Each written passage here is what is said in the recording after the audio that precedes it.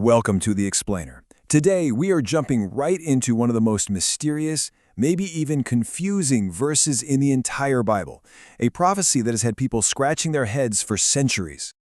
I mean, it really does sound like some kind of ancient riddle, right? It's talking about kings who have already fallen, one who's around right now, and another one who's still to come, but get this, he's not going to last long at all. So, what are we supposed to make of this?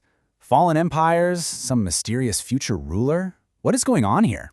Well, to crack this code, we can't just stick with the English translation. We've got to go deeper, back to the original Greek, to see what was really being said.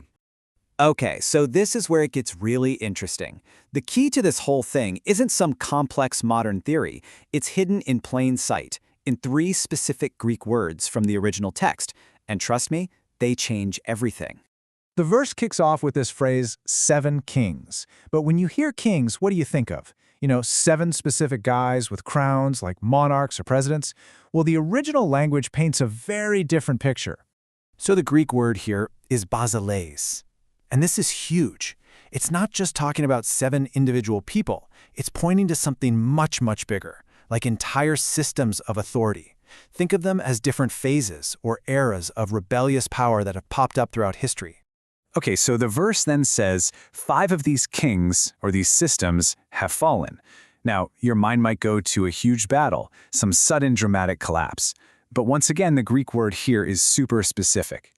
The word is epicene, and it doesn't mean a sudden one-and-done kind of defeat. It's describing a slow, gradual collapse.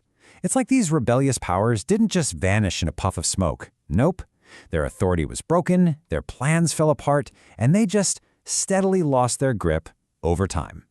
So now that we've unlocked these 2 clues, the pieces of the puzzle really start to fit together. We can actually assemble them and see this incredible historical timeline that the verse is laying out for us.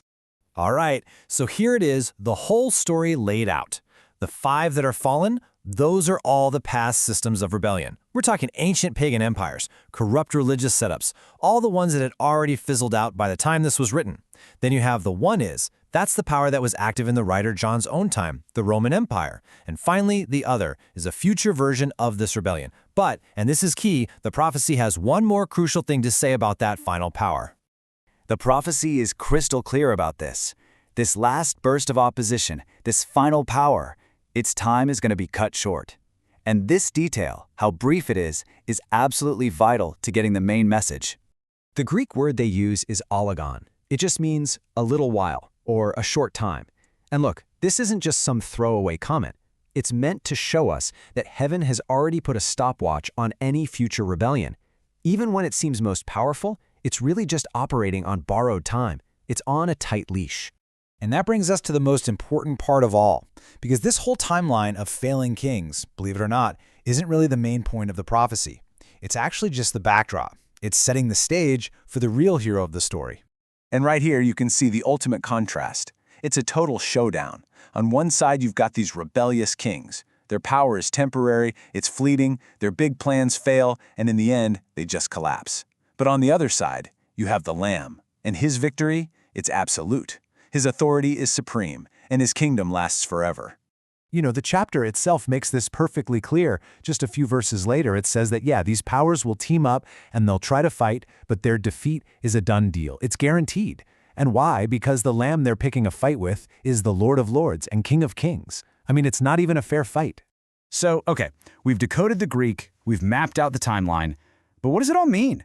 What's the big takeaway from this ancient verse for you and me right now? It really boils down to 4 key things. First, this isn't just a static picture. It's a story of collapse. It shows a continuous timeline of rebellious systems failing, one after the other. Second, it tells us that any earthly power that sets itself against God is on borrowed time, a short space. Third, for the original readers, this had a huge historical anchor. The fall of Jerusalem in 70 AD was a massive fulfillment of this, the end of an entire religious and political world. And finally, all of this is pointing to one thing, the absolute, total, inevitable victory of the Lamb's eternal kingdom. And that really leaves us with a final, powerful thought to chew on. If it's true, if every power, every system, every authority that seems so big and unbeatable in our world today is ultimately just on borrowed time, well, how does that change the way we see everything happening around us?